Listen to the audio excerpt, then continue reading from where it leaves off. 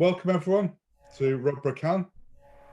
Tonight's talk is about electric vehicles. That's bikes and cars specifically. We're not going to talk about scooters, although they are coming down the line and they're going to be quite popular in cities, I think. Before we get started, I'm just going to read out a small statement. Fred Barker and Transition Stroud wanted me to mention that they're working on developing a co-car sharing scheme, which might also help reduce the burden of car ownership across the district. And what he says is, co-cars, a social enterprise based in Exeter, raised the possibility of setting up an electric car club in Stroud at the December meeting of the district-wide CAN forum.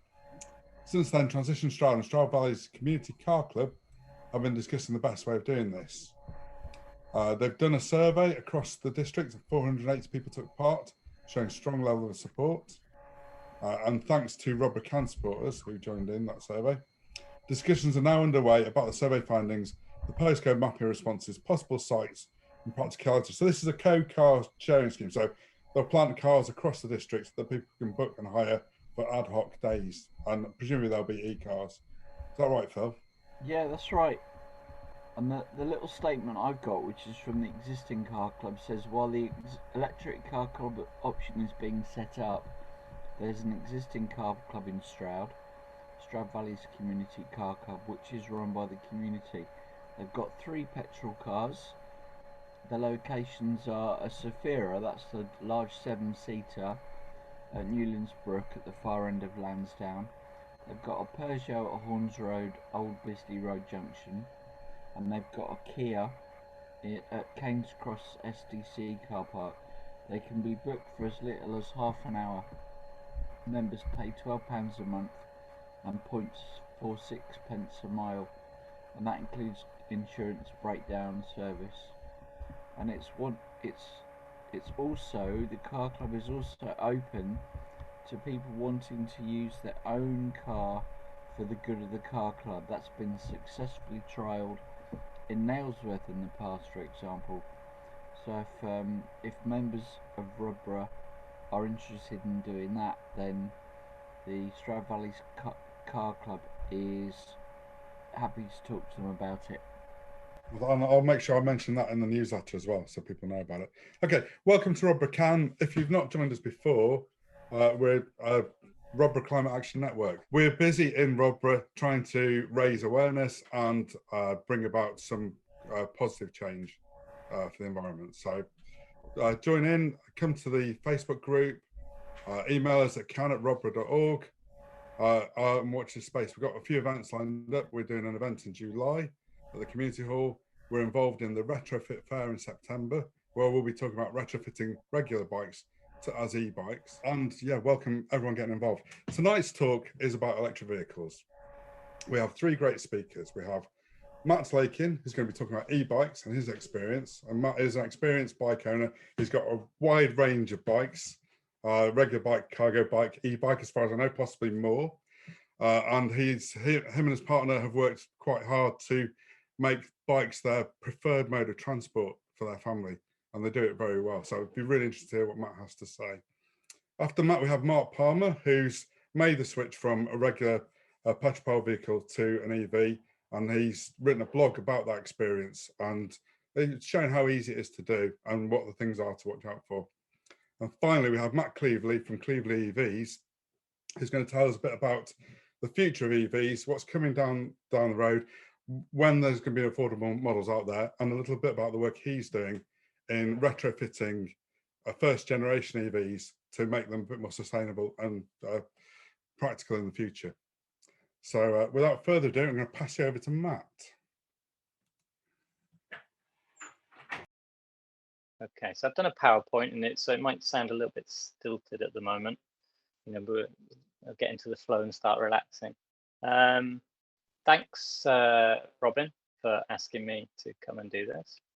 And thanks everyone for tuning in. There's a lot of information out there on the web about e-bikes. So tonight I'm going to try and focus in on the main elements of an e-bike, the different types you can get generally. I'm going to talk about my e-bike and what the family uses it for, a little bit of history possibly about the growth and trends surrounding e-bikes, depending on how much time we've got, why people are currently buying e-bikes, why there's a big growth in the market.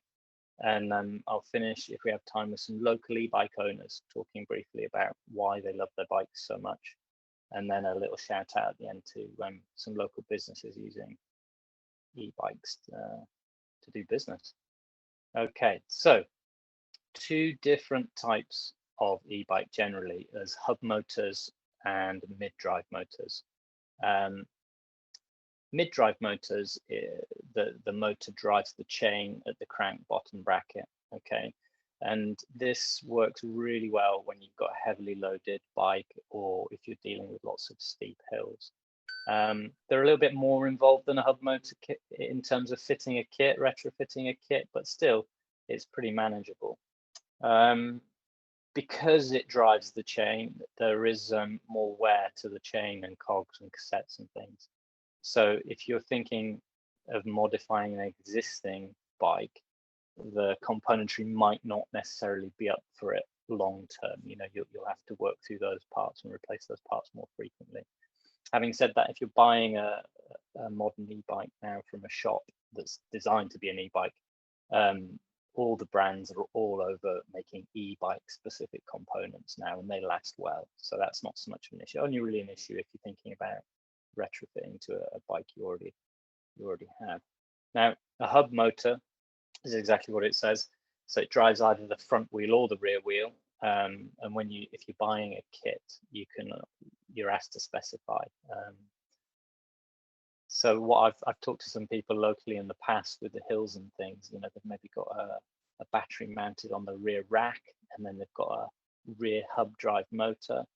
And just going up the steep hills, depending on the geometry of the frame, you know, if there is a bit more weight behind the bottom bracket, they actually feel unsafe going up the hills. So, you know, in that instance, it would have been prudent to have put a front hub motor on, because the motor is essentially pretty heavy. So that just balances out the bike. And that's actually what we did with my first conversion. It was a long cargo bike, and I put the hub motor on the front, and it really nicely balanced the bike. Hub motors are easier to fit than mid-drive motors if you're retrofitting on a kit, because you literally just swap out the wheel, wire everything up, and off you go. They're also easy to maintain because of the wear and tear issues already highlighted. So yeah, I think you can see the pictures there. There's the hub motor on the left and the mid-drive on the right. The mid-drive picture there is from a factory-fitted motor. It's like a Bosch motor to me.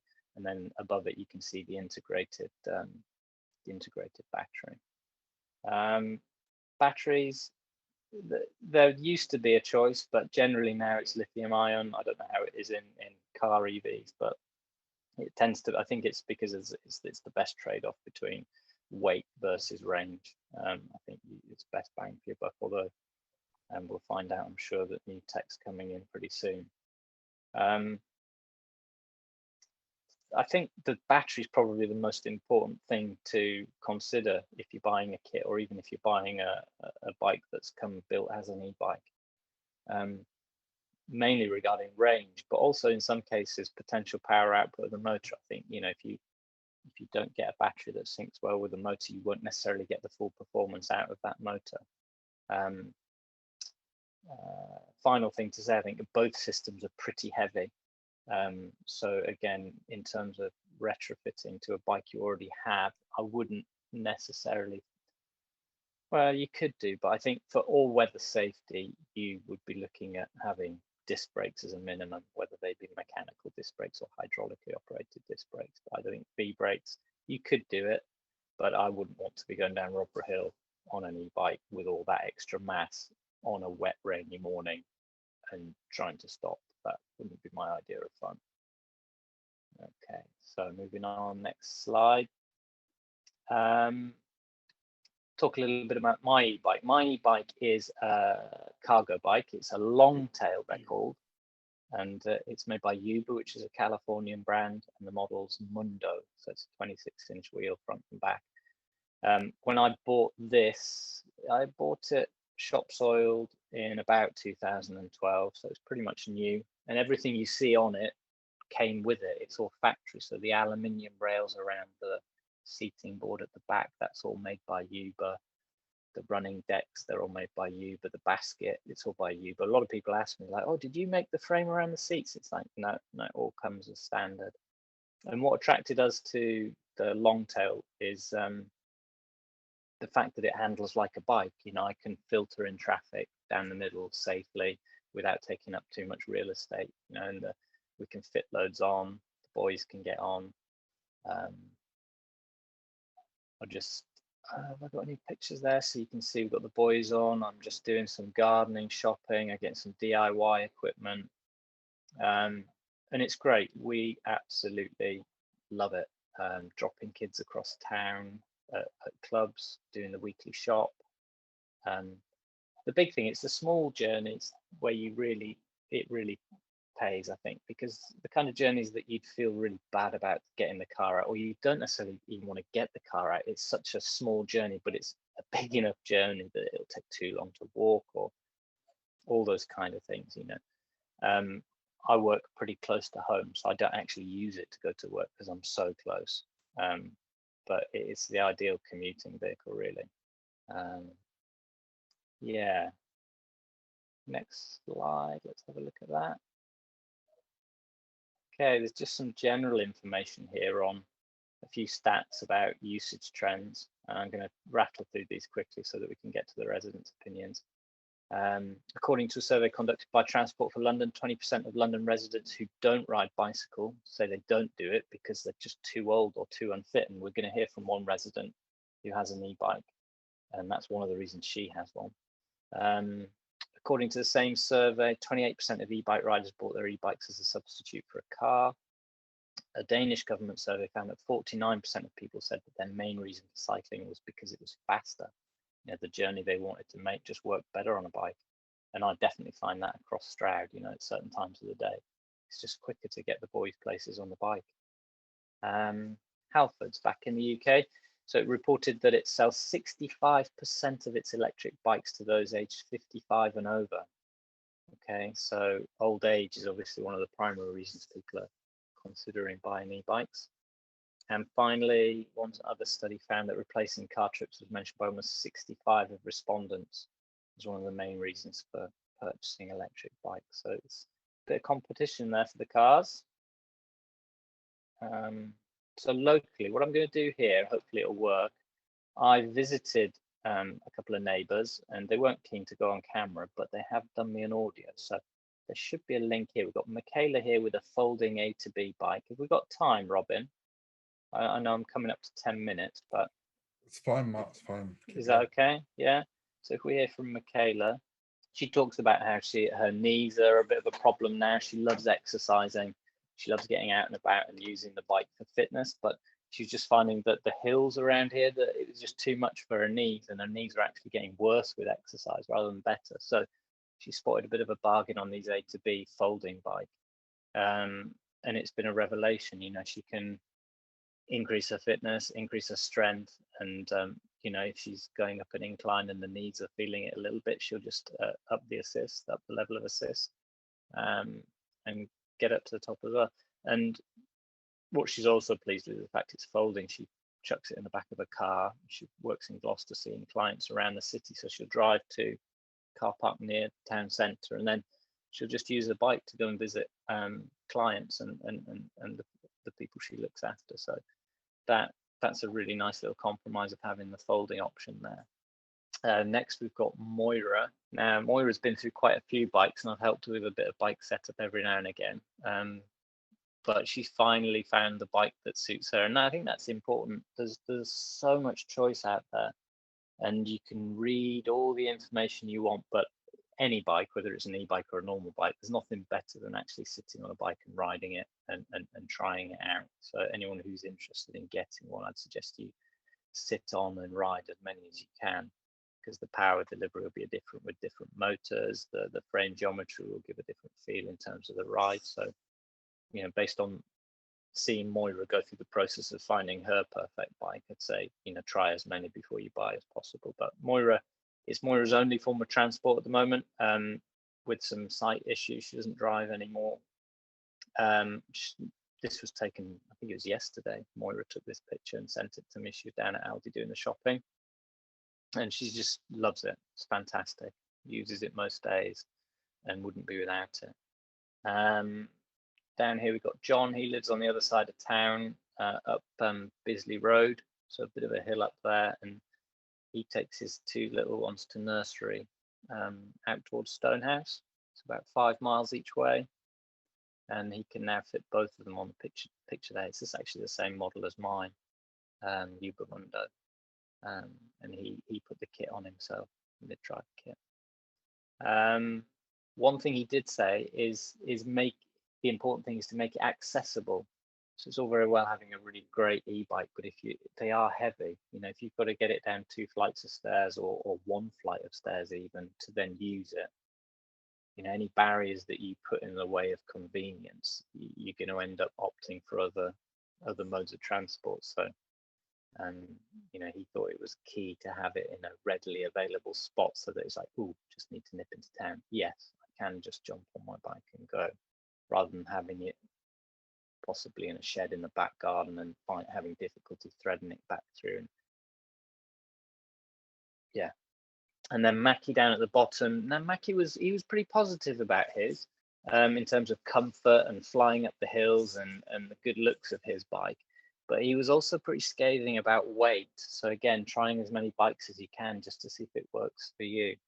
His is a brute. It's a real heavy bike, and this is one, if you look at the back, you can see on the what would be the luggage rack behind the seat, that's the battery, and it's also a rear hub motor. So that's one of the bikes that I spoke to somebody else, because it's a beach cruiser style. The geometry puts all the weight over the back hub, the rear axle pretty much, and going up steep hills can be intimidating. Yeah. Let me go to the final slide. So local businesses are starting to use e-bikes now.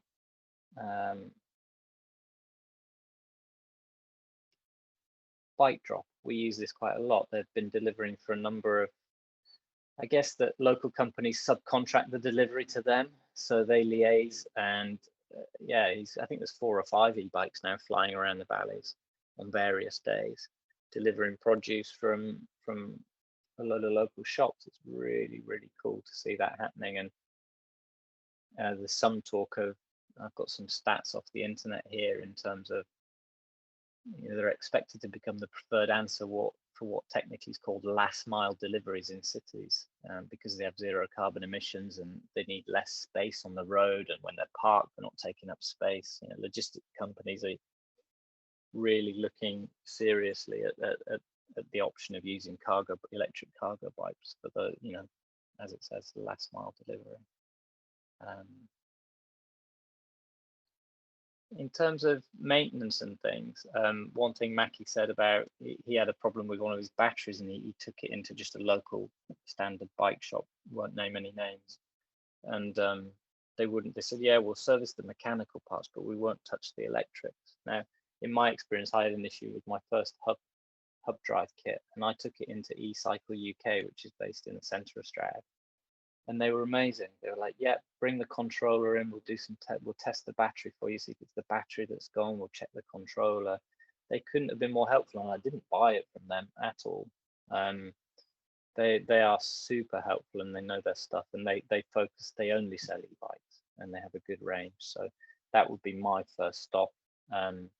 Just a general eBay search, came up with eDemo, which I think that's pretty high end. I think they're quite high end e-bikes over in Nailsworth. So there are some options, but it's only set to grow. I mean, even the normal or analog bike shops in the area, they all now stock e-bikes, you know, whether it be any mountain bike, you know, full suspension, £10,000, or e-gravel bikes, or you can even buy e-road bikes now. You can buy a road bike with a motor. I'm not convinced, but you know, obviously lots of people are using them for sport and recreation. You know, there's e-bikes everywhere now.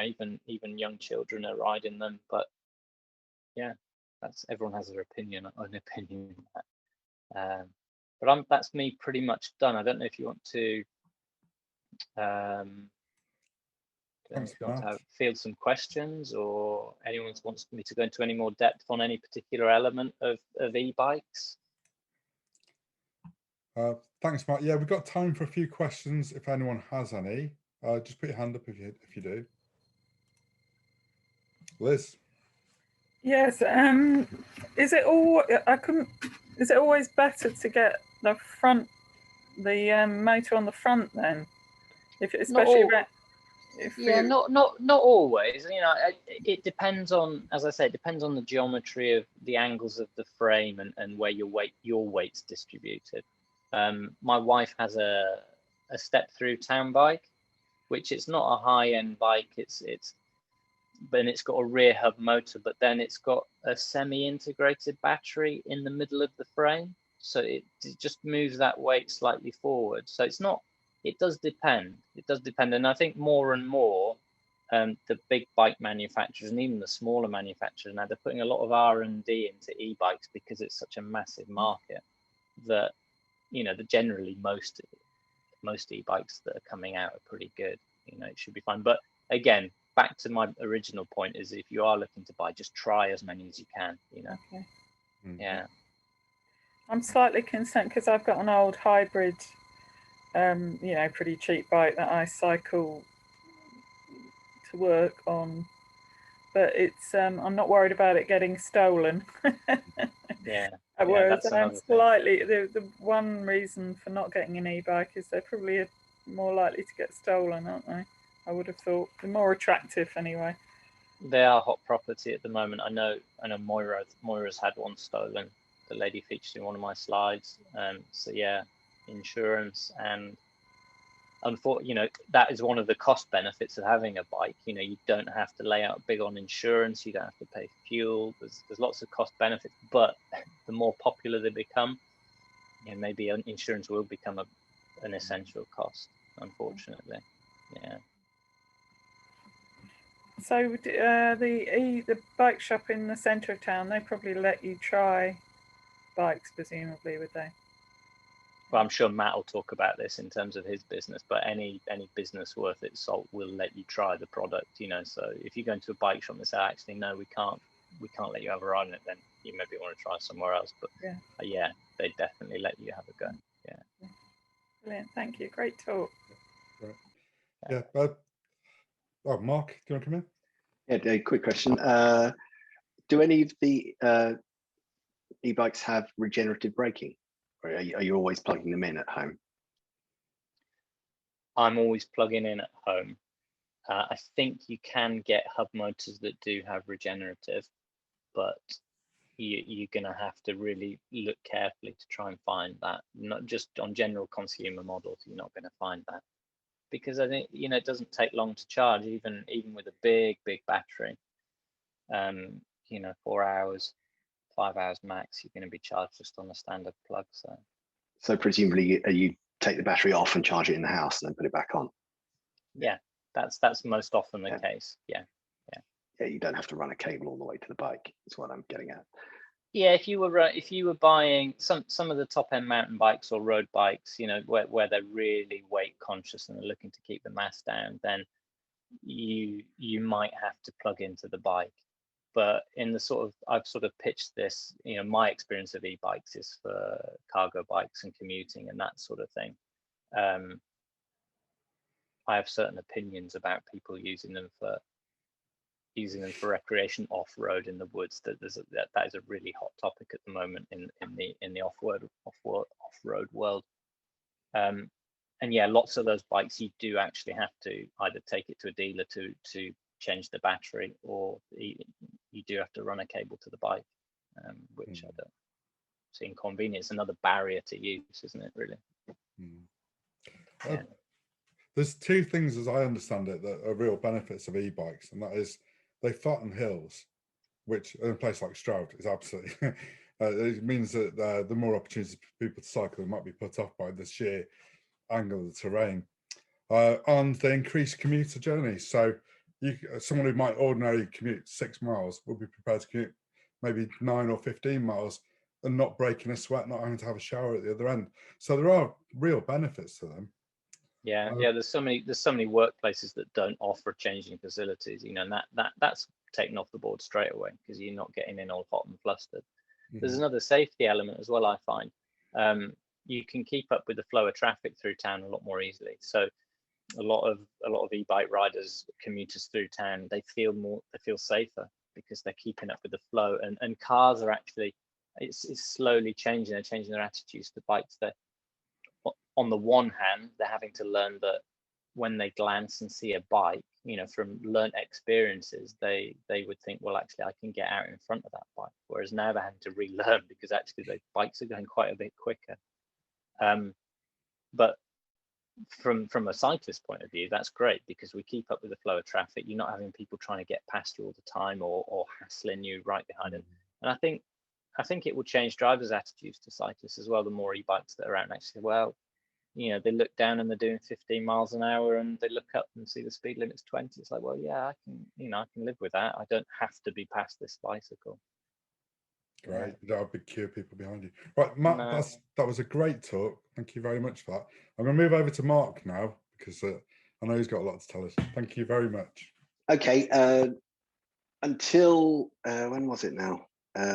Before COVID. So 2019, June 2019, we had a diesel Corolla Verso, family classic car that we'd had since 2006 because we like to run our cars into the ground and only buy one when we have to. But I'd been holding on for years because I wanted to get electric. I did not want to continue buying petrol or diesel cars. And it just got to the point where secondhand Nissan Leafs were coming on the market from 2016 era.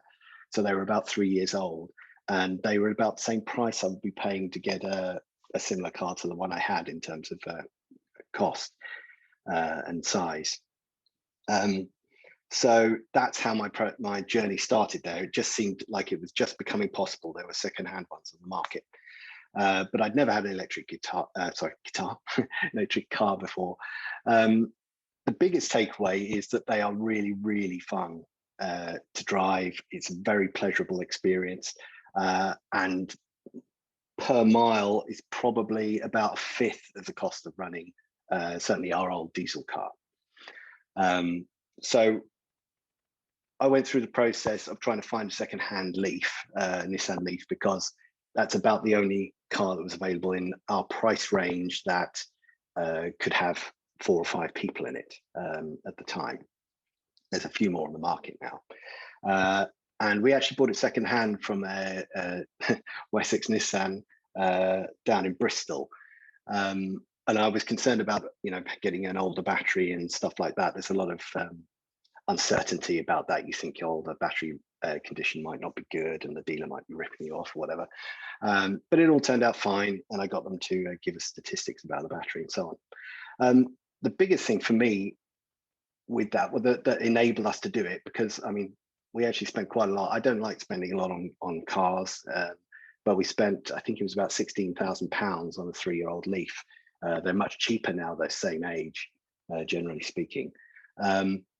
But I did the calculation that we were spending about £250 a month on diesel, just doing all our local run around for the school run and so on, because we can't walk our kids to school.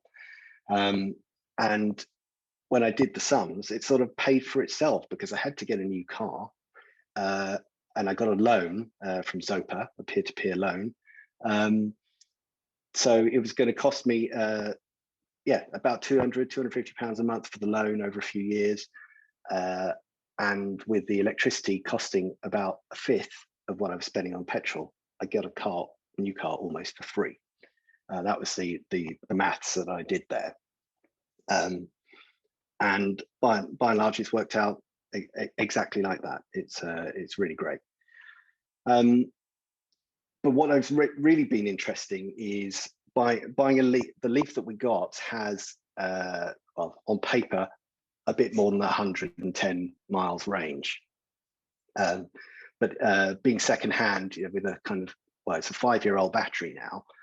It was 3 years or so when we got it. It's only lost about 1 notch of possible charge, because this happens over time with the cars, and it's always been a real fear-mongering thing with electric cars, that your battery's going to be, you know, only hold 50% charge after a few years. And it doesn't seem to be bearing out like that at all. And most, if not all, the manufacturers give you a guarantee that after, you know, a certain number of years, it's still going to hold, say, 80% charge, and they'll replace the battery if that's not true. So it doesn't seem to be a concern at all. But with a 100-mile range, this was the other sweet spot in my calculation, was the furthest we frequently go is to go and see some family down in Salisbury. All the rest of our driving, apart from the odd trip down to Cornwall, was local stuff. And it turns out we do between 60 and 100 miles a day sometimes, ferrying the teenage children around to and from school and friends' houses and so on. So the 100-mile range worked for getting to Salisbury within a safe margin. So for me, that was the perfect kind of car to get. And I would say really look into that in terms of getting a car, to get one that is as cheap as possible for you, that easily covers the range you need. And that's because if you can eliminate almost, like say 90% of your driving of a petrol car and replace it with an electric one, that's probably the biggest impact you can have on your emissions individually, I would have thought. And you know, you don't need a 300-mile range car to do that, really, especially if you've got home charging. If you have a home charging capability, and you've got off-street parking that allows you to do that, then every day you're starting with a fresh tank, essentially, or you can charge up a couple of times if you need to, depending on the size of your battery and how long that takes. But range anxiety stuff that people are always scaremongering about, it is real, but it's an interesting psychological problem. You see in my slide here, I've got these percentages listed there. Now, typically you don't get an accurate percentage reading of your remaining tank on a petrol or diesel car, but because everything's digital and electric, the moment you get in it, put the accelerator down, come out of your driveway, and you're making a turn onto the main road, you're down to 99% already. So there's initially, when you first get it, it makes you feel like it's literally kind of just dissolving away as you drive around. But once you get used to your car and its range, that's really not a consideration at all. I mean, I happen to know in my car, it's turned out, despite the battery aging, that we get about 1 mile per percent. So I can just look at that and I know whether we're going to be okay or not. That said, my wife would love us to have a car that has twice the range, because she has to charge up down in Salisbury in order to get back without any issues.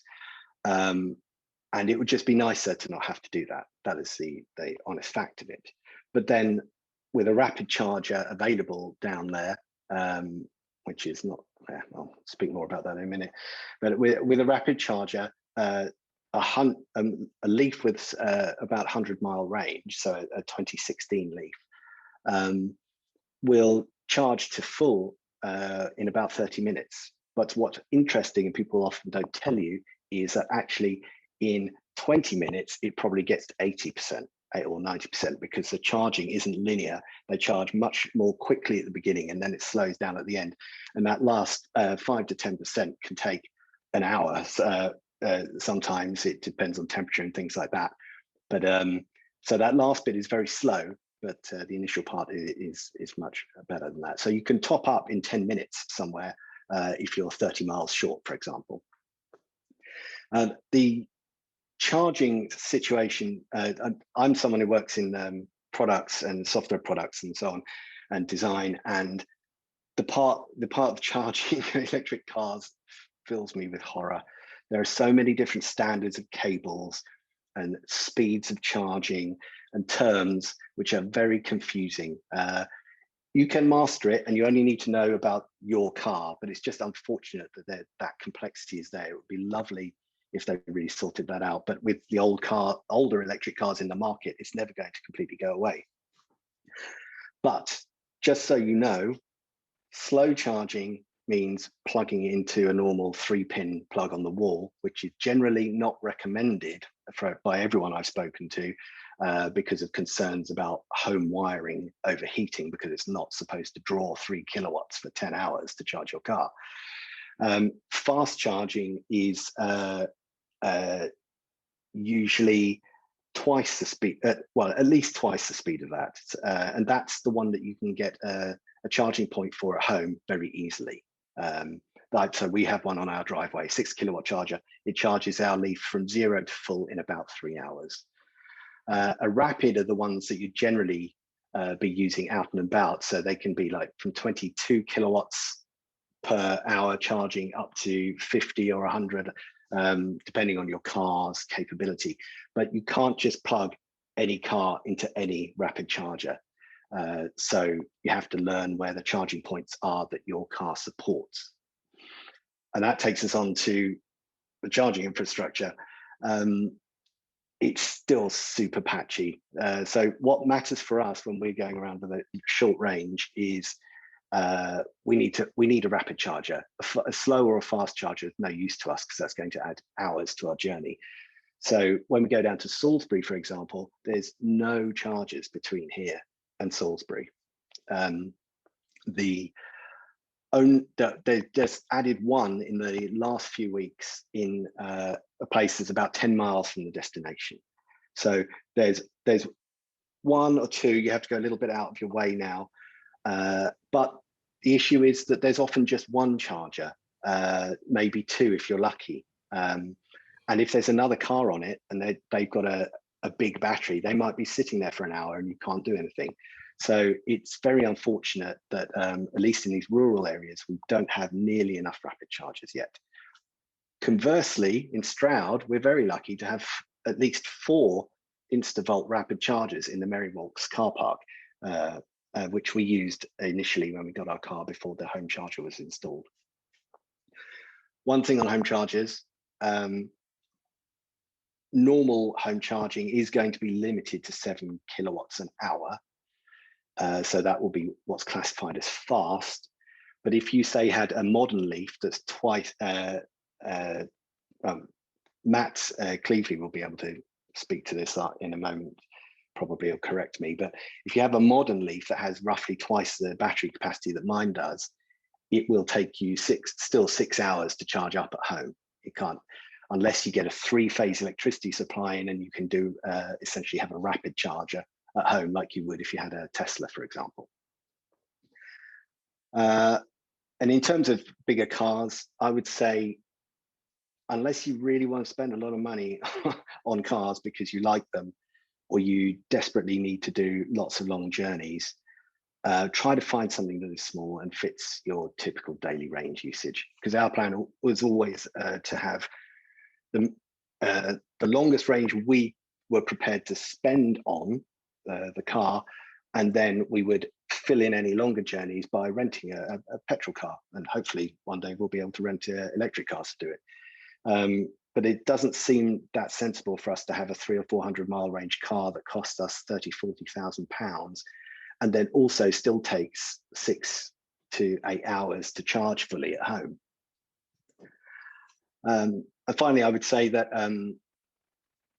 along with the first Matt we already heard from, that walking, bikes, e-bikes, scooters, public transport, everything like that is still better than cars. There's an analyst who talks on a podcast called the Micro Mobility Podcast about e-bikes and e-scooters. And he recently did the calculations that over the next 10 years, the global demand for cars is increasing such that you need something like 700 million EVs to be built in the next 10 years to meet that demand totally, and still emissions would rise by 60%. So smaller solutions are actually better. But of course, when you've got a family or you have some kind of disability or you need to move a lot of stuff around, you don't have any choice to have a car. But less cars is better. That's it. Yeah. Great. Thanks, Mark. That was great. Does anyone have any questions for Marc? Actually, I've got a question. Sorry. How did you get the home charging set up? Was there any help with that, or was it provided, or did you have to pay? No, you have to sort it out yourself. The car dealership kind of just hands you the car with 90% charge, and you don't even know if you can get home from Bristol because you've never done it before. You just see the percentage dropping as you leave. Yeah, I sorted it out. I talked to a company in advance and booked it in. It took a while, and there was a grant. So I don't know if the grant scheme's still running. Matt will be able to say that, I'm sure. But it was about £500 grant off a cost of about £1,000 to install it. Which actually, given that our garden is like 80 foot long and I had to move the main supply into the house and then run the cable up, the armored cable up the garden and stuff, was fine. I was very happy to pay that. Right. I think Electricity did a deal as well where they would offer some a charging unit if as part of a package or something. I do have something else I forgot to mention actually quickly. Obviously, you want your electricity to come from renewable sources, which luckily in the UK, an awful lot of electricity is now pretty much whichever provider you choose. But I did switch to Octopus Energy last year with a smart meter because they have a tariff that matches the market price for electricity. So instead of like most electricity tariffs, they stabilize the price for you as the consumer over the year. You're on half-hourly intervals of prices. So right at the moment, I'm paying quite a lot for my electricity, which is about 15p a unit outside of the 4 to 7 p.m. range. In 4 to 7 p.m, it can go really high, like 30p a unit. But for most of last year, I was paying about 2p a unit, and sometimes I was getting paid to charge my car because you can, the prices become negative when there's lots of renewable supply. Almost all the EVs, I think, let you set a charging time. So we set ours so it only charges from 1 in the morning onwards, unless we override it. So it's always charging up at 1 o'clock in the morning. Sometimes it's 15p, sometimes it's minus 2p. So yeah, incredibly good value. I mean, but even without that, with any electricity tariff, electric cars are really cheap to run. Even if you have to go and pay 30p a kilowatt hour at a rapid charger, it's still a fraction of petrol and diesel cost. Thank you very much, Marc. I'm going to hand over now to Matt, who'll tell us about, hopefully, the future EVs in the UK and what opportunities there are for us if we think about switching.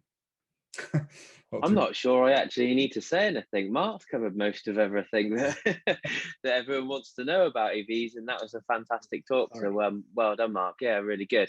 And it was interesting for me to hear.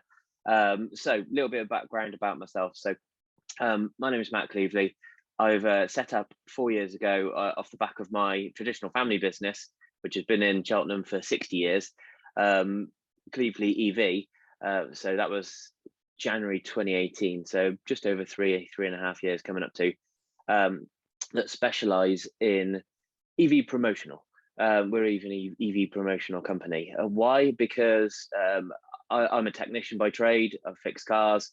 I was looking for the next thing that was going to affect my family business. How do I keep it going for generations to come? What do I need to learn?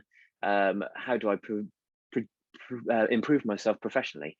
And that's when I started looking into electric vehicles. For the last 10 years or so, like many of you in this group, I am an environmentalist. I've had solar on my house.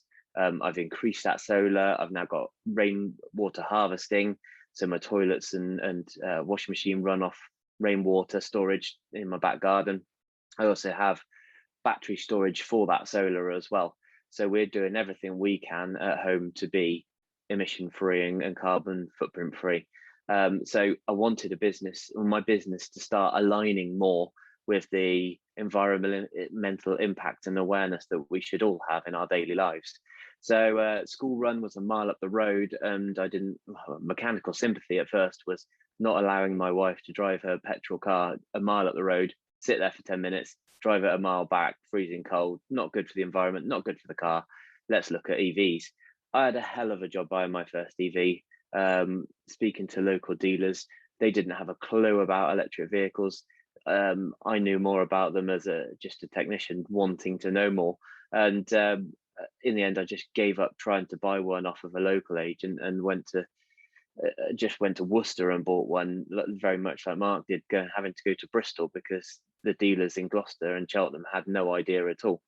So I thought, well, if it's this hard, who's going to buy an electric vehicle? Where do you find that information out? And certainly since having been in this world as a company, we found out that there is a certain amount of hand-holding that people need in this early stage of EV adoption. So we set about creating Cleevely EV, which is exactly that. We now have a indoor sales showroom in Cheltenham where we have vehicles ranging from £5,000 up to £45,000-50,000, and we get new stock in all the time. You can test drive them from our facility. We've got a very good sales team who will talk you through without pressure of buying.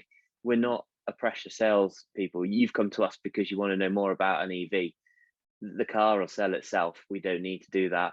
We're there to help people, including installing charge points, talking you through the charging infrastructure.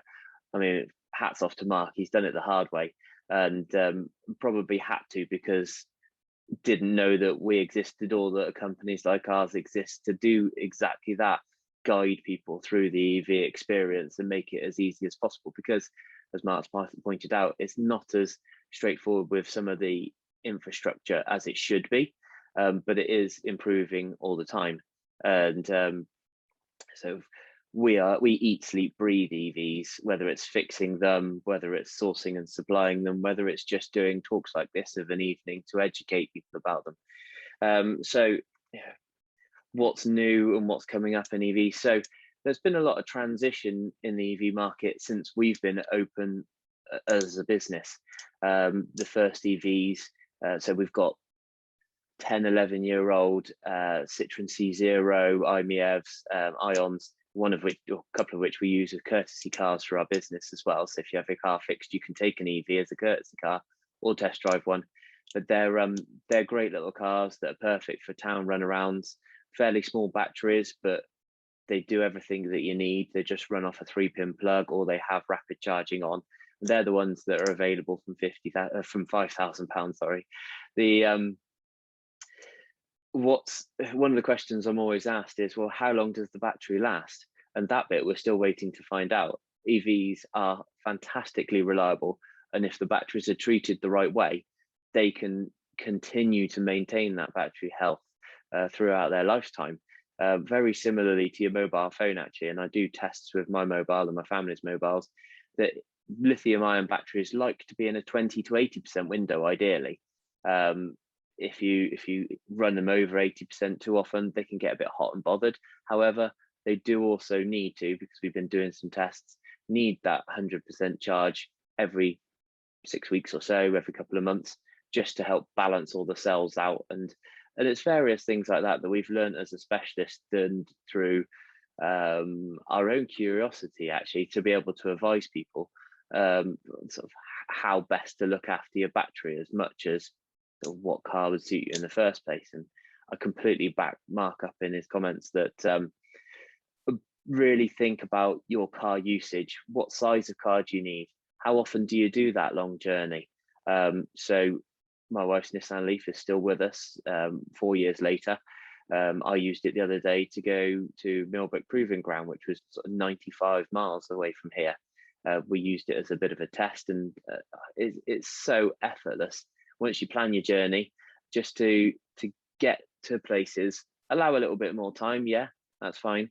But the infrastructure's there if you do the research, and even journeys like that are perfectly capable. But I've done a 200-mile round trip today in my own Tesla Model 3, which is a luxurious end EV, and I'm very lucky to have it as a company car. But I do 12,000 miles a year, and it with the backup of the Tesla supercharger network, I mean, that is where all EV infrastructure should be. It's so easy to use. There's no apps, there's no cards, there's no different plugs.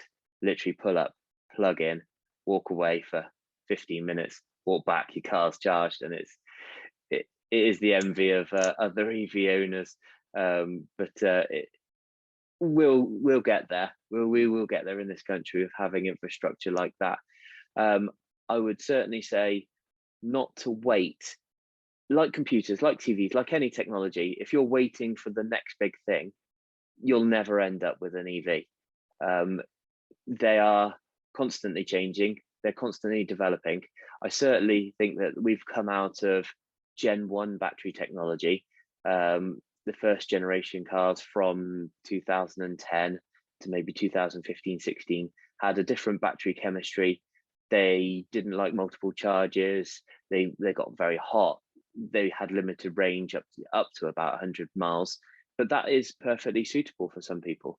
As I've proved with my wife's Nissan Leaf, that has a range of say 70, 80 miles, because it's slightly degraded battery now, but it's still perfectly usable. And for her, she doesn't leave Gloucestershire in it. So because we have a charge point on our house and at work, and there are ones at Tesco's and various places like that, wherever she goes, if she needs to and just plan it, there's a charge available for her. So it's understanding what you need out of a car is one of the most important things. When it comes down to those further journeys, those longer journeys, where you think, I don't want to stop, or I haven't got the time to stop. What we've done as a company as well is that we've bought a Tesla Model S that we make available to rent, Mark. So if, and one of the guys I saw drop into the room, Paul Denny, who Robin, you know, he had a Nissan Leaf that, like my wife's, had a maximum range of 80 miles. He would often rent our Model S just to do those 200-300 mile journeys. Yes, it's a bit of a treat. Yes, it's a bit luxurious, but that's why we've got it, because it's only when you have to rent a different car, you think, what a hassle, what a palaver. And you're doing it once or twice a year. Actually, it's not so much of a hassle a couple of times a year, and it's something extra that you can look forward to if you build it into your holiday or your weekend away or something like that. So affordability is another good point as well. And Mark, again, hit the nail on the head. But the phrase that we use at work is TCOs, total cost of ownership. So breaking that down, getting a personal loan like Mark did to buy that car in the first place is a fantastic way of doing it, where you can budget yourself then £200-300 a month. Maintenance on EVs, I mean, this is the bit that kills me as a garage owner. Maintenance on EVs is very limited. We're here as a backup, and we do still recommend annual servicing, but we don't charge big numbers for it because we can't pull the wool over anyone's eyes. There's less to check. There's no oil and filter changes. There is drive gear oil, and we recommend that every 20-30,000 miles just to keep things fresh. But generally, a service that we would charge on a Nissan Leaf, an annual inspection, is £75 plus the VAT. And an MOT isn't a replacement or a direct replacement for servicing. An MOT is a very basic safety check, and servicing is looking out for future problems and maintaining the reliability and just the moving parts of the vehicle. So I'm not saying don't get your car serviced, but we offer a low cost solution to be able to do that. So I'm just thinking what else you might want to know. I mean, anyone thinking of buying an EV now has a much more improved choice over 3-4 years ago. 2020 saw, unfortunately, because of the whole COVID thing, it kind of ruined it, but it's going to be huge, and it was huge, with new vehicles that are allowed to come out. And these later generation EVs, where you've got 150-200 miles minimum sort of range, are fantastic and so easy to use that, although range anxiety is still a thing and it takes a bit of getting used to and getting your head round, anyone who's had a 50, 70, 80 mile range EV will just sort of laugh in your face when you say, my 200-mile range EV gives me range anxiety. It really is something that's becoming less and less to be concerned about. So, I mean, you don't have to come to us, although we are a completely independent EV specialist. We have lots of different makes and models, but we're happy to advise and help you find the right car, or just come to us and have a chat and have a look at the different models that are available that we have, or check out our website, which is cleevleyev.co.uk. So we're here because we love EVs, and we are looking to help and support anyone who buys an EV. So Marc's car, the Nissan Leaf, the one that my wife drives as well, we actually are now doing a battery upgrade program. So why the Nissan Leaf? It's because it's been out 10 years or so. It was the world's most popular EV before the Model 3 come along, and they're such a fantastic car. My wife's one is a Tecna. It has leather seats, it has heated steering wheel, it has everything you need in a car. So as the battery degrades, we're not going to need to change the car. We'll just want to upgrade the battery. And so we offer this program that allows the battery to be upgraded. And currently sourcing those batteries is quite hard, because they're so popular at the moment, EVs, like sourcing a battery, and it's quite difficult. But there is in future going to be a protection on your investment, where we will be there to help you look after the car and make sure that it stays on the road. And that adds another ecological thing into it, where you're not binning that car that has everything good about it apart from the battery. It's about keeping that car on the road. If it still does a job for you, then let's keep it on the road and let's keep it going. You don't need to buy another car. Don't need that new bit of technology to be built. And that's very much what our company's about. And even crazy projects like the batteries that we've removed out of the Leafs we've done so far. So some of them are 10 years old, like I said. The state of health of that battery is still at 60%. So 60% of 24 in the first place might leave you with a battery that'll do 35 to 40 miles. So not brilliant for a car, a little bit inconvenient, and certainly somewhere in Stroud is not somewhere where you want a 35-mile range EV with the hills. So it's completely understandable. So, but for that battery at 60%, it's fantastic for storage of solar and energy. And we're looking at now producing our own battery storage facilities and things that reuse those batteries, so second lifing them again. Whenever I do talks, people think, well, he's just a salesman trying to sell his wares and get people to come to him. But no, I just wanted to get across that this is born out of a passion that I've invested personally in my house and the technology that we've got here, that we're EV promotional, and that it's about environmental issues for us. And that's why we will constantly look for ways of making car repairs cheaper and affordable, and keeping that technology on the road for anyone that wants to do so. So if anyone's got any questions, I'll stop blabbering on and answer them for you. Great. Thanks, Matt. That was great. Questions, anyone? We got I have one. Mark. Hi. Yeah, Matt, that was great. Thank you. It's very, very exciting as an EV owner to hear somebody who's enthusiastic about working on the cars. Oh, yeah. Interesting thing that dimension to it that I found is my 18-year-old daughter has been learning to drive.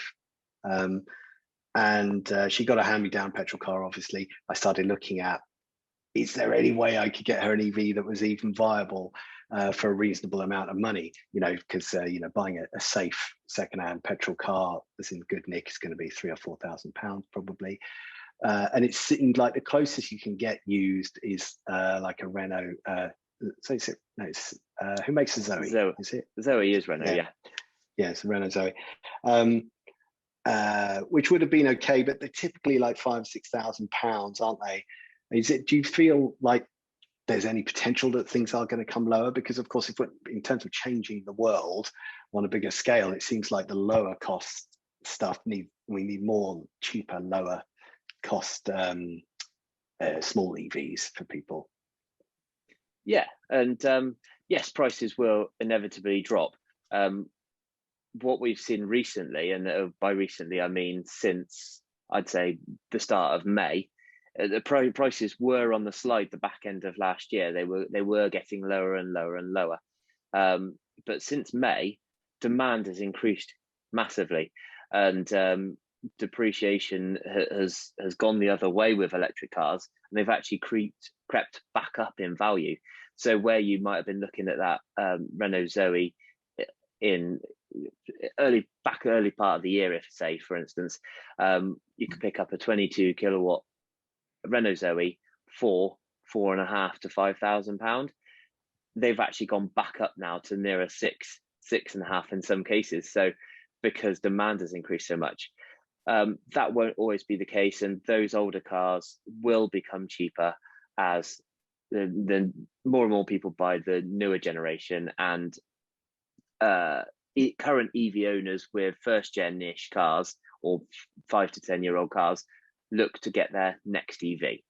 And now that everything's out of starting to open up a bit more, let's all put it that way, there will certainly be people changing from older EVs to newer EVs, which will flood the market with older cars, and then that'll become cheaper then. But at the moment, there aren't enough of them on the market for the demand, which increases prices. So maybe hold out for a while, but the C0 that we've got, if you have a look on our website, there's a really gorgeous red Citroen C0 that would make a fantastic first car for somebody. Great, thank you. No problem, and it's great that learner drivers are looking at EVs to come in at that sort of base level. It's encouraging, very encouraging. I haven't really sort of got a question. Well, there is a question. Hello, Paul. Hi, Yeah. hi, Matt. Just to say, I know Matt of old. I bought my first EV, which was 24 kilowatt leaf, about 4 years ago, and then Matt serviced that for me, and then I recently sold it through Matt because the new job that I've got came with a long-range Model 3 Tesla, which was what sold me on the job, basically. But one thing that Matt did forget to mention in his little spiel there is that he has got a mobile service. And although I've bought a Tesla, I have to say that Tesla's service can be patchy, to be quite honest with you. They're trying to roll out an awful lot of EVs in a very quick time frame, and sometimes their attention to detail can be a bit lacking. So I've not actually, my EV won't be serviced by Tesla, to be honest with you. It's gone back to them. I had a couple of warranty issues, which they sorted without any problem.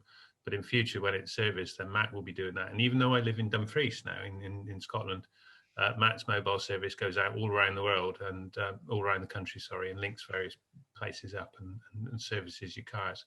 So if you need your car service, Matt can come to you, which, if like me, I'm working from home, is absolutely ideal. But one of the things I was going to say, and maybe Matt might want to expand upon this, is that, yeah, EVs are quite expensive, and the Model 3 is a very expensive car. I won't deny that.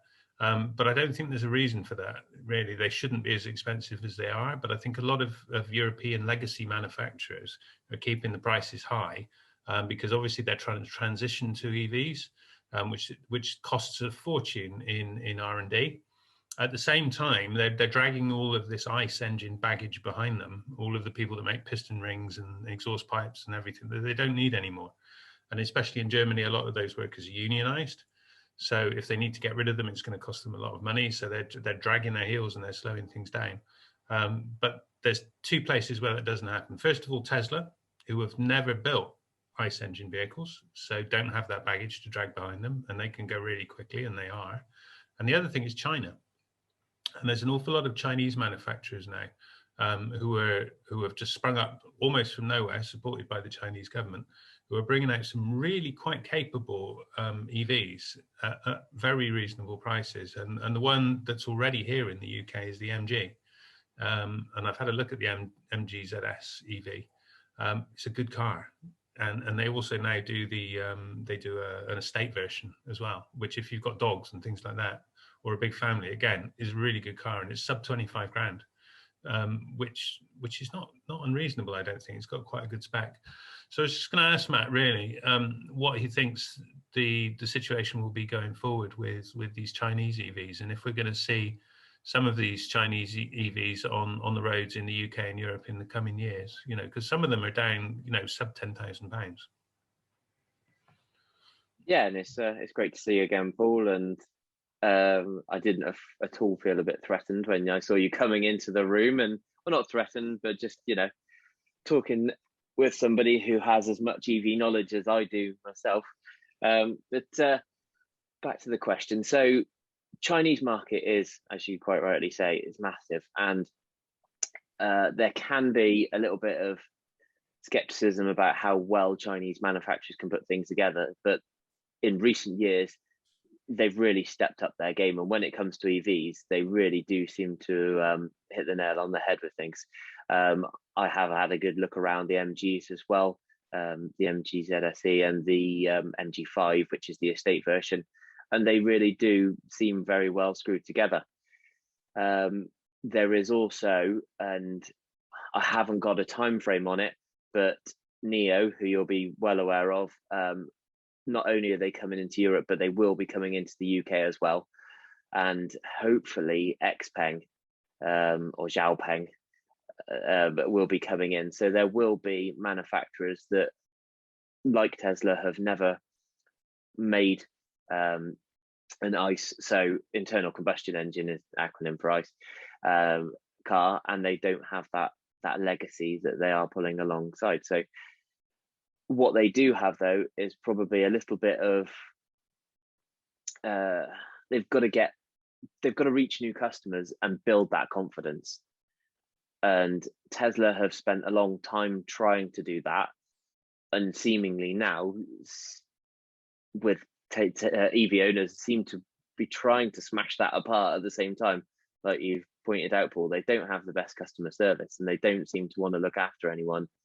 But they don't also at the same time create their own franchise dealership network, which is what Nissan, Renault and all that do.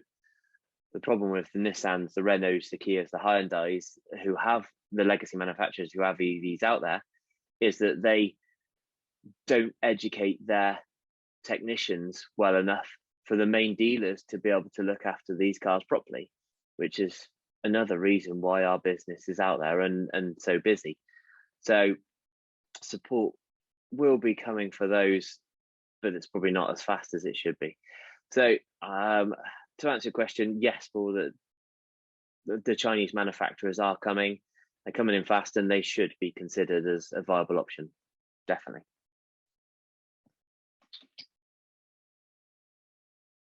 Let's turn some lights on. Has anyone got any questions? Yes, I just wonder, we can't, we don't have a drive, so we can't really set up a charger at home. We actually have a charger at work, because we've bought the MG Excite, the estate, for our project manager, and he loves it. He's a real petrol head, so he was very skeptical, but he loves his car. But I'm just thinking, is it really feasible, if you can't charge at home, to have an electric car, do you think? Completely, yes. Okay. And I'm not saying it's easy, because the easiest thing in the world for us EV owners who have driveways is that you come home and you plug it in when it needs to charge, and by the morning it's charged up, and that's that. So it would take a little bit more pre-thought and a bit more planning for yourself, and you can't be as spontaneous as you might be, that I'm just going to go out somewhere. And but with the rapid charge, so InstaVolt, that are in the shopping centre, that's a really good, really strong, really reliable network. So I don't know how far that is from where you live, whether it's within walking distance. Yeah, so to have that on your doorstep, and as much as we've been saying get an EV that suits your needs, and you might be looking at the lower end of the scale. So my wife charges her, she does 15 miles or so a day. I might charge hers every 3 or 4 days. My car has a 200-mile range, and I might charge it once a week. So if you were to buy a car that did upwards of 100 miles and you're only doing 10 miles a day, you're only having to inconvenience yourself at that charger once a week, once a fortnight, just to keep the car running and topped up to a level that doesn't cause you panic. So Okay. it's definitely worth noting, and it's not something that any EV owner should try and hide, is that in the winter, your range is severely affected by the cold. And it's better, I mean, this time of year is perfect for EVs, not too hot, you're not running the aircon too much, not too cold, you're not needing the heating on. But in the real cold weather, the enemy of range is the deep cold, because the battery needs to warm up before it is really running efficiently. So you kind of got to knock off 10-15% in the winter. But it's the same that can be said for MPG with a petrol diesel car. It's just nobody talks about it. Yeah. Okay. Thanks. I would just say we used the Instavolt chargers for a month before we got our home charger installed. Absolutely fine. It was 10-20 minutes, to get it to a decent charge level, because we wouldn't be empty when we went there. And actually, that amount of time, it sounds like a lot compared to filling up at a petrol station, but by the time you park up, go for a little walk, it's already done. You struggle to buy a cup of coffee before it's time to go back to the car. So, no hardship at all. Definitely. And the as Paul mentioned, we do have the mobile van. I did mention it because it's based in Leicestershire, so we kind of try and get anyone who is as local as Stroud or the districts of to come to Cheltenham for repairs. However, yes, we can come out and about, but that mobile van does 1,000 miles a week. 1,000 miles a week. It is an EV. It has a 40 kilowatt hour battery only, so not much more than your car, Mark. And the time when it's sat on a charger, because it might get charged 3-4 times a day, is admin time for the guy who runs it, for the tech who's in it. So he's catching up on invoices, he's calls for the next job and answering emails. And like you said, the time goes like that. There's no time really wasted when you're at a charger. It's just you find other things to do. Has anyone else got any questions? Yeah, Matt, what about the charging infrastructure? Is that going to improve over the next few years? Is it getting a lot of investment? Yes, yeah, from the private sector now. So Dale Vince did a fantastic job putting the electric highway together, and I don't think any of us would be where we are now without him doing that. But he has now just sold that highway to Cllr, who have Hitachi Capital behind them as an investment firm, and are ploughing hundreds of millions of pounds into not only improving the electric highway as it was, but also strengthening it and building it out to bigger. Not only that, but Instavolt already in Stroud. There is Osprey charging, and then on the flip side, there's companies who traditionally are petrol diesel sellers, retailers. So Shell and BP, they've bought charging networks and run their own charging networks now. So they realise Shell, which completely went under the radar, changed their name from Shell Oils to Shell Energy a few years ago, and they realised that for their future business models, they need to move into the EV space. So I had a reporter ring me earlier whilst I was driving to an event from Punchline magazine saying, "Oh, should we be pushing the government to put charging up infrastructure in?" And my reply to him was, well, when there were more petrol and diesel cars around, were we asking the government to start building petrol stations? No, it's the job of the private sector, and the private sector are getting on with it. One point that I should make is it's probably worth speaking to local councillors and seeing if there's going to be any infrastructure put into car parks, or maybe try and invite that conversation with some private companies for infrastructure to be placed in council-owned car parks and land. But otherwise, local businesses, some shops or garages like ours, we've got charging infrastructure. Major manufacturers, anywhere where people park for long lengths of time, there should be infrastructure put in place, and that can be as simple as a 13 amp plug on the wall that just allows people to do charging whilst they're parked at work. It's not expensive. It doesn't have to be very expensive. And when there is infrastructure on every street corner, like in towns like Milton Keynes, that is the kind of case, it becomes so much easier just to get over the range anxiety thing, because even if you forgot to charge, you know there's going to be a charger when you're out and about. Great. I suppose we're coming pretty much to the end of the talk now, but there's one last thing I wanted to bring up, which is in terms of sustainable futures. Okay, batteries involve a lot of minerals and a lot of production, and if the market's going to explode, which we think it will, then that's going to have an impact on the environment. But on the other hand, batteries are a key component of our sustainable future, and cars, as I understand it, cars plugged into a home network can operate as an energy store, distributing energy across the grid. Is that I'm right there, aren't I? I think so. Yeah, you can use the energy and share it across the network. So they're like batteries in their own right. Completely, yeah. Yes, there is an element to we draw natural minerals and things and metals and precious metals currently for EV batteries, and it's not only EV batteries, it's for bikes, it's for laptops, it's for mobile phones, it's for things that are powered that need a reliable battery source. But EVs always get the thick end of the stick, I suppose, because they have larger batteries than anything else. That's not going to be the case for too much longer. There's going to be a lot of man-made materials that are going to be able to make batteries less dependent on natural resources to be able to be functioning. And Paul works with a company that are creating graphene that's going to be a major contributing factor into EV batteries being solid state and fully man-made. When it comes to EVs supporting the grid, that is completely true as well. There are chargers that you can get that operate what's called V2G.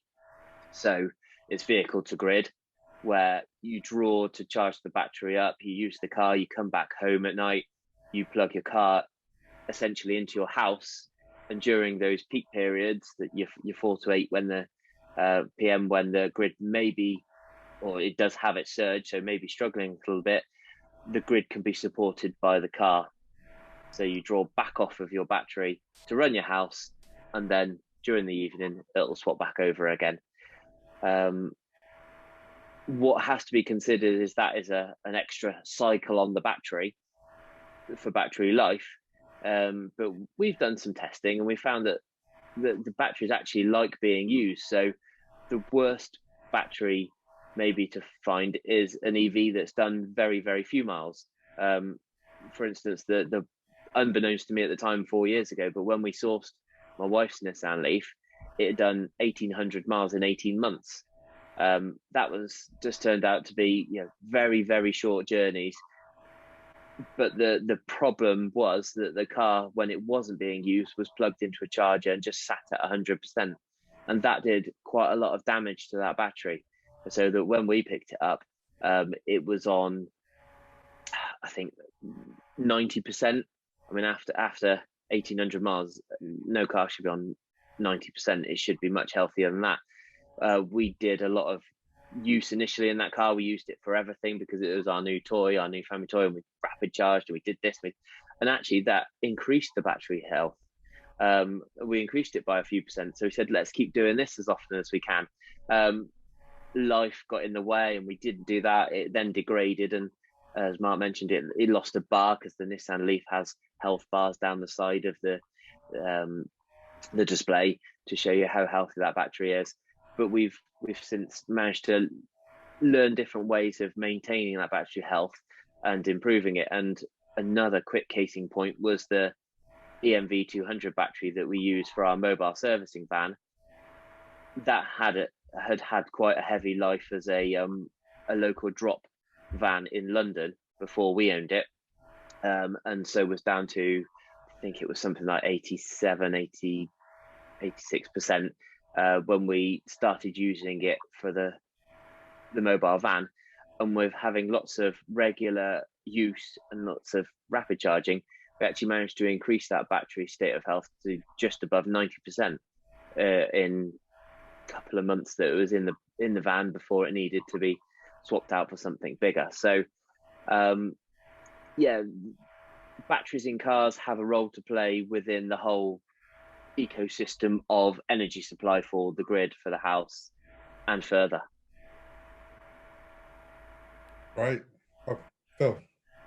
Yeah, I've got a feeling that the local electricity bill, the private members bill, which is going through at the moment, might also help this whole process of people, well, companies probably being able to use their vehicles, because it allows them to it allows local generators to become local suppliers of electricity. So say you were a council running a fleet of snowplows, you have to keep them charged up, don't you? If they were electric ones, you'd have to keep them charged up, but you wouldn't use any of that charge unless there was some snow, but you'd have to keep them charged up. So if the local electricity bill allowed them to become local suppliers of electricity, when those snowplows are charged, and when it's obvious that there'll be no snow for the next period of time, then they could actually sell their electricity to homeowners, whoever. I've just got a feeling, Mark or Matt or Mark, you might be able to sort of confirm that. I've heard whisperings, and I'm in more the vehicle sector than the energy sector, but yeah, I've heard whisperings of there being almost local co-ops for energy supply. So myself and my neighbours both have solar. There's if you had a street like that, or a commercial entity like the snowplow example that you give, that you could supply to the other neighbours that don't have solar off of your own mini power producing grid, if you like. So yeah, there's National Grid are very open to new ways of producing and delivering electricity on a microgrid scale, and which is fantastic to hear, and hopefully something that will develop over time. Definitely. Thank you. Right. I think I'm going to bring everything to a close, but I just want to take a moment to thank Matt and Mark, because those talks were really, really interesting. We covered an awful lot of ground. Thank you all for your time. No problem. Yeah, thank you very much for the invite. It's been good. Yeah, thanks, Robin. Good event. Thanks. If anyone wants to unmute, that's fine. Unmute. Yeah. Yeah. Can I just add though, Robin? You're recording this, so where will it be available? It'll be on the Rodborough CAN YouTube channel, and I'll share that through the newsletter. Okay, brilliant. Yeah, because I know a few people probably be interested in listening to this, and I was just thinking as we go along, because I don't have a driving license, and I'm quite keen to get one now, because they're not even expensive to get one. But my son is only 13, but by the time he's old enough to drive, the prices should be quite reasonable. So can you imagine to be the first young lad in Marling to have an electric car for a first car? It's like, yes, let's do it. So yeah. Wow, I would have loved the acceleration and the power that an EV has, as my first car, because they really are something else to drive. And I'm actually addicted to driving EVs now because of the improved acceleration and just how nippy they are. They're great. So would you say they're easier or more difficult than, what do you call them, an ICE car? Oh, so much easier. so much easier to Just- drive. Yeah, so I've done, I think, best part of 200 miles today, and I feel fresh and happy to do a talk like this, whereas you may drive an ICE vehicle and all that gear changing and all that thinking about things, you don't realize how much it can exhaust you. Whereas driving an EV, you actually feel fresh when you get off the end of a journey. It's a completely different way of driving, and it's a much improved way of driving. Excellent, thank you. No problem, Heather. Great. Well, on that note, I think I'm going to draw the meeting to a close. Thank you, everyone, for coming along. Thanks, Thanks for the invite. Thank you, Cheers, Robin. Thank you, everyone. Thanks for organising. Cheers, bye-bye. Okay, Thank bye. Thanks. Bye-bye. Bye.